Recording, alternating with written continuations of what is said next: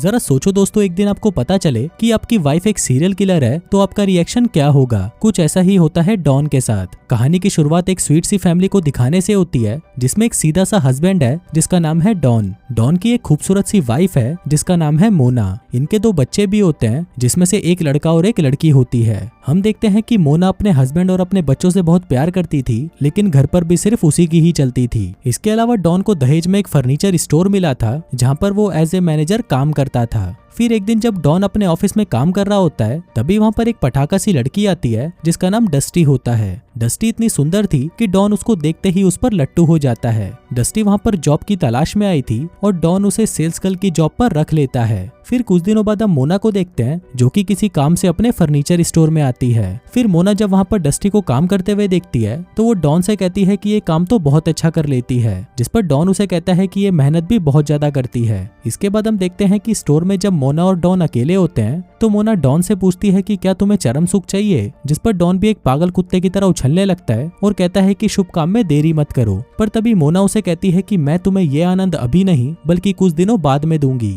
दरअसल मोना की एक बहुत ही गंदी आदत थी कि वो हर काम को अपने शेड्यूल के अकॉर्डिंग करती थी और उसने इस काम के लिए भी एक शेड्यूल बनाकर रखा था। अब डॉन ये सुनकर निराश हो जाता है और मोना से झगड़ने लगता है कि उसे तो अभी करना है, पर मोना ने भी अपना मन बना रखा था और वो डॉन को मना कर देती है। इसके बाद हम देखते हैं कि जब डॉन अपने फर्नीचर स्टोर में सो रहा था, तभी उसके पास डस्टी आती है और उसके साथ एंजॉय करना शुरू कर देती है। अब पहले तो डॉन उसे मना करता है, पर तभी उसे रियलाइज होता है कि उसकी वाइफ तो उसे कुछ देती नहीं, इसलिए जो उसे दे रही है उससे चुपचाप लेते जाओ। अब ऐसे करते हुए कई दिन बीत जाते हैं और डॉन और डस्टी के बीच में अफेयर शुरू हो जाता है। फिर एक दिन जब डॉन के घर पर पार्टी होती है तो वहाँ पर डस्टी भी आ जाती है, जिसको देखकर डॉन घबरा जाता है। डॉन उसे पूछता है कि तुम यहाँ पर क्यों आई हो, तो डस्टी उसे कहती है कि मैं तुमसे बहुत प्यार करती हूँ और तुम्हारे बिना नहीं रह सकती। डॉन उसे कहता है कि यहाँ पर मेरी पूरी फैमिली है और अगर उनको पता चला तो हमारे लिए बहुत बड़ी प्रॉब्लम हो जाएगी। अब ये बोलकर डॉन वहाँ से जा ही रहा था, पर तभी डस्टी उसे एक बहुत बड़ा झटका देते हुए कहती है कि मैं प्रेग्नेंट हूँ। अब ये सुनते ही डॉन घबरा जाता है और डस्टी को कहता है कि क्या तुमने सेफ्टी का ध्यान नहीं रखा, जिस पर डस्टी उसे कहती है कि नहीं, क्योंकि मुझे ये बच्चा चाहिए था, पर तुम चिंता मत करो, मैं किसी को भी नहीं बताऊंगी।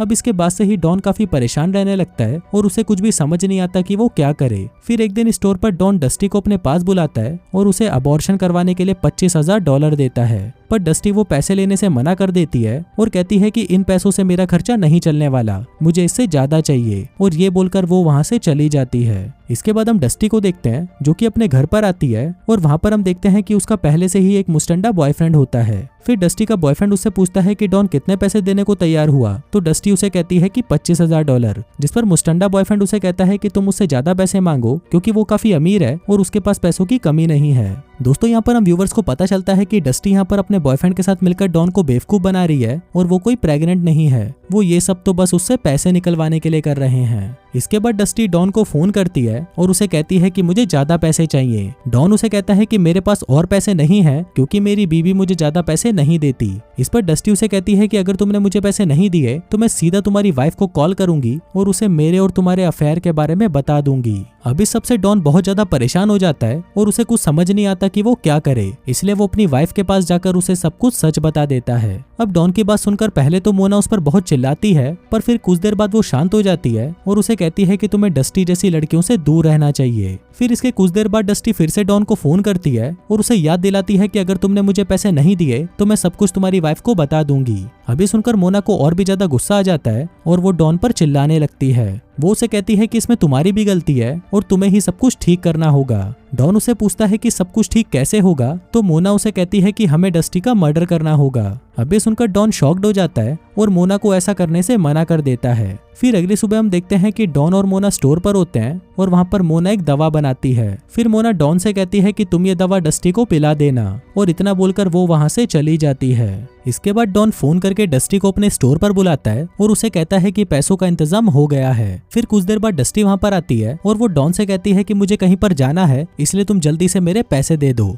डॉन उसे कहता है कि तुम्हारे पैसे जल्दी ही मिल जाएंगे और वो डस्टी को एक ड्रिंक पीने को कहता है जिसमें उसने मोना वाली दवा मिला दी थी। डस्टी भी उस ड्रिंक को पी लेती है और फिर कुछ देर बाद उस पर उस दवा का असर होने लगता है और वो वहीं पर बेहोश हो जाती है। तभी वहाँ पर मोना आती है और वो डॉन से कहती है कि इसे उठाओ और मेरी कार में डालकर हमारे घर ले चलो। फिर वो दोनों डस्टी को लेकर घर आ जाते हैं और फिर जब डॉन उसे कार से बाहर निकालता है तो डस्टी अभी भी जिंदा होती है। जिसको देखकर डॉन डर जाता है। तभी मोना उसे कहती है कि तुम जाकर एक हैमर लेकर आओ। डॉन उसे हैमर लाकर देता है, जिसको मोना डस्टी के सर पर मारती है और उसे मार डालती है। अब मोना को इस तरह देखकर डॉन शॉक्ड हो जाता है और सोचता है कि मेरी वाइफ तो ऐसी नहीं थी और अब वो इतनी बड़ी साइको कैसे बन गई। दूसरी तरफ हम डस्टी के बॉयफ्रेंड और उसके फ्रेंड को देखते हैं, जो कि डस्टी का काफी देर से इंतजार कर रहे थे कि वो पैसों को लेकर आती ही होगी। लेकिन उन दोनों गधों को कहाँ पता था कि डस्टी तो अब मर चुकी है। इसके बाद हम मोना को देखते हैं, जो कि डस्टी को एक बेंच पर लिटा देती है और एक चैनसो को लेकर उससे उसके शरीर के टुकड़े कर देती है। वहीं दूसरी तरफ डॉन की हालत बहुत ज्यादा खराब हो रही थी, क्योंकि एक तो उसी के घर में ही किसी लड़की के शरीर के टुकड़े किए जा रहे थे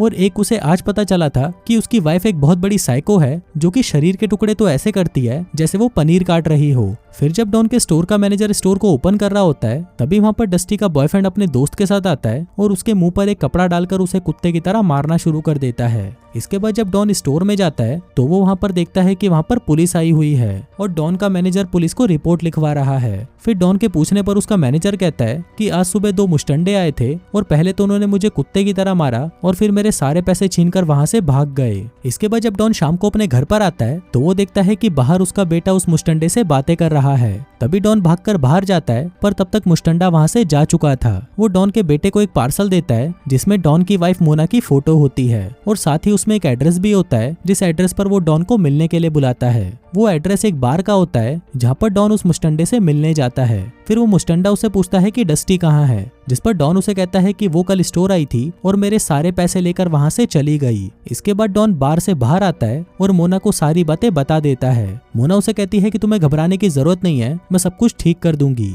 इसके बाद हम देखते हैं कि रात को डॉन और मोना मुस्टंडे के घर पर जाते हैं, लेकिन डॉन बाहर कार में ही इंतजार करता है और मोना घर के अंदर चली जाती है। वहाँ पर उसे मुस्टंडा तो नहीं मिलता, पर उसका एक दोस्त मिलता है जिसको वो मार देती है। फिर जब मोना बाहर आती है तो डॉन उसके मुंह पर लगे खून को देखकर समझ जाता है कि मोना ने उसे मार डाला है, लेकिन मोना उसे कहती है कि मुस्टंडा तो वहाँ पर नहीं था। डॉन उसे पूछता है कि फिर तुमने किसको मारा, जिस पर मोना उसे कोई जवाब नहीं देती और अपनी कार में से एक नया फोन निकालकर पुलिस को फोन कर देती है। दूसरी तरफ हम मुस्टंडे के दोस्त को देखते हैं, जो कि मुस्टंडे को फोन करके सारी बातें बता देता है। फिर कुछ देर बाद मुस्टंडा अपने एक और दोस्त के साथ अपने घर पर आता है और वहाँ पर वो अपने दोस्त को मरा हुआ देखता है। इसके बाद मुस्टंडा बियर लेने के लिए जैसे ही फ्रिज खोलता है, वहाँ पर उसे डस्टी की लाश मिलती है, जो कि टुकड़ों में कटी हुई थी और ये लाश यहाँ पर मोना ने रखी थी। पर जब तक वो कुछ समझ पाता तभी वहाँ पर पुलिस आ जाती है और उसके दोस्त को गोली मार देती है, लेकिन मुस्टंडा वहाँ पर किसी तरह से बच जाता है और वहाँ से भाग जाता है। अब ऐसे ही कई दिन बीत जाते हैं और एक दिन हम देखते हैं कि डॉन के घर पर एक पार्टी होती है, जहाँ पर वो अपनी वाइफ की हरकतों को देखकर काफी ज्यादा परेशान था, क्योंकि अब वो पूरी तरह से साइको हो गई थी और छोटी छोटी बातों पर लोगों को मारने की धमकी देती थी।